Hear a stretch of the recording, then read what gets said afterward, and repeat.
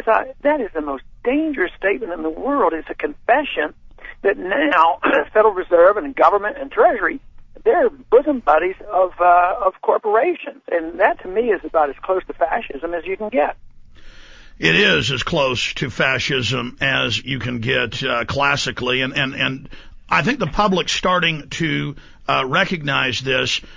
We have the Prime Minister of Canada right now, Stephen Harper, saying that it looks like we're going into a depression. We have one of the chief of the IMF saying we're probably going to have riots worldwide if they, quote, don't get things going. But if you look at the IMF World Bank documents that got leaked to the BBC in late 2001, they state that they cut off liquidity by design to implode markets so that they can then come in and buy things up for pennies on the dollar. Can you speak to that?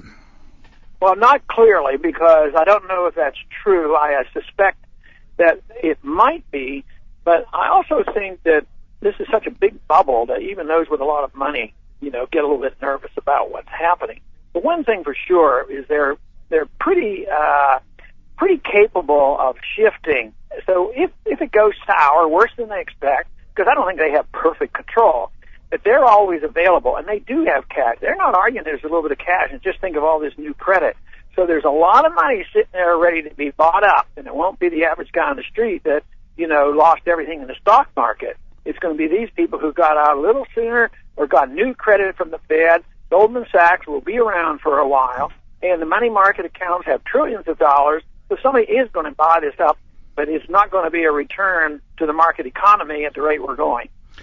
Well, I mean, the basic fundamental, and I'd like to get your take on this, Congressman. We're talking to Congressman Ron Paul from Texas. Dealing with this, I mean, clearly the authors of the economic collapse we're witnessing and the worldwide depression that this whole crisis is spiraling into are now posing and positioning themselves as the saviors. And the mainstream media, Fox News, CNN, MSNBC, every time I'm watching a banking committee, the House banking, Senate banking, every time I'm watching one of the subcommittees, they will show Kashkari, they will show Paulson, they will show other operatives of the system. They will show their propaganda, but as soon as it cuts to the chairman or to yourself or to any other member of the committees, they cut away. So clearly the big banking cartels are controlling and owning much of the media. So how do we get around that when they won't let the public understand what's really happening? Well, you have to recognize it, and you have to do your best to get around it.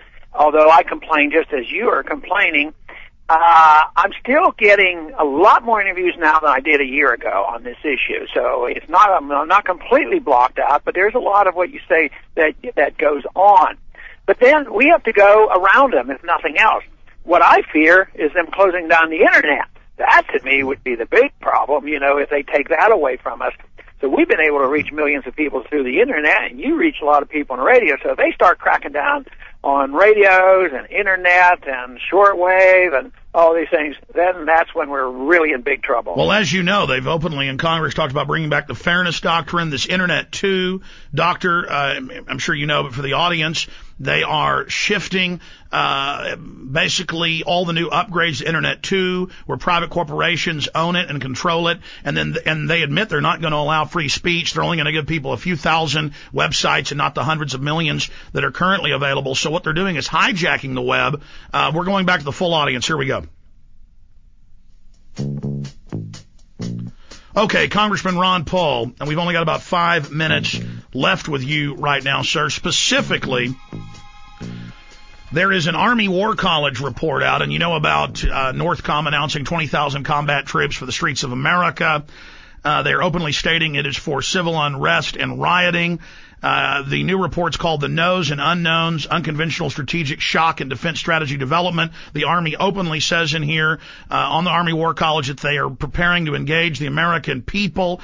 Posse Comitatus has not been fully removed. I mean, we're now seeing open martial law being discussed and being debated as if it is the solution to the financial crisis. And under the new Defense Department directive put out the 24th by Gates, sir, they're saying that governors will be under the control of the president and will serve at his pleasure. Can you speak to that? Well, I think what you're doing is just pointing out the danger of using the fear factor for our foreign policy and our financial problems.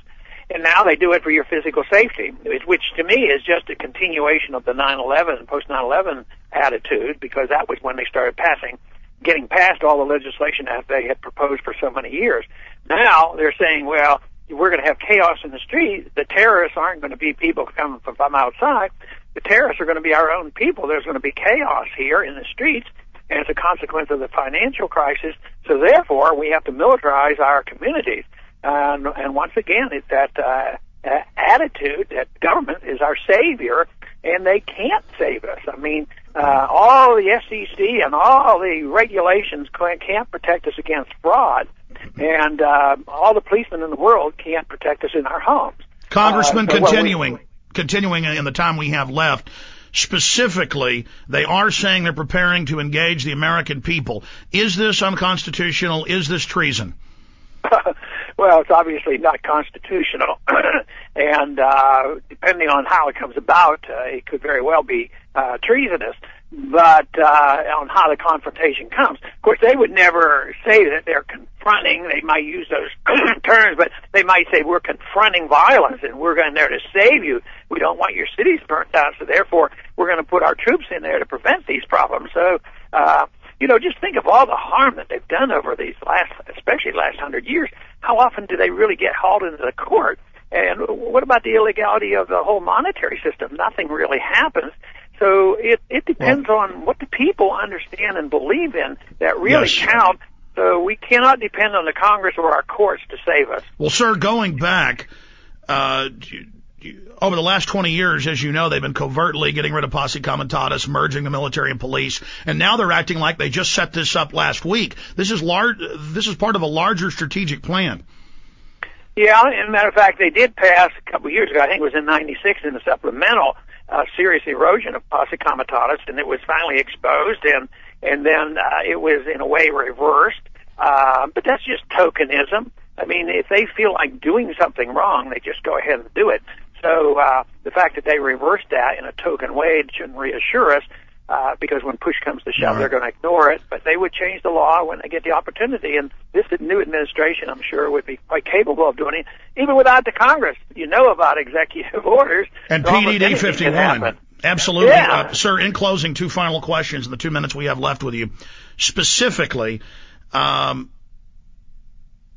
did you see the article in the Financial Times of London admitting that they've covertly set up world government, the headline, and now for world government admitting, do they need to apologize, all the people that called us kooks because we were reading the internal white papers? Well, no, they're not going to apologize. I didn't happen to see that article, but, when Bernanke was before the committee the last time, I wanted to know what kind of international plans he had, for the currency and a world central bank. Of course, he has no obligation to answer any of those questions. He has a moral obligation, but under the law he doesn't. Under the Constitution he should. So, I think those plans are being laid. People say, well, it's not going to happen. But, they used to say that the European Union wouldn't ever happen. So I think we should take this stuff seriously. And this morning there was a pretty strong announcement by the IMF that their vehicle is going to be these SDRs, these special drawing rights. This is what they used to call paper gold, will be the worldwide reserve currency. They tried to do it, it didn't work, but now they see another opening. So it's world government oven by the bankers. Sir, as a rallying cry, we can defeat this world government, can't we? What do the people need to do?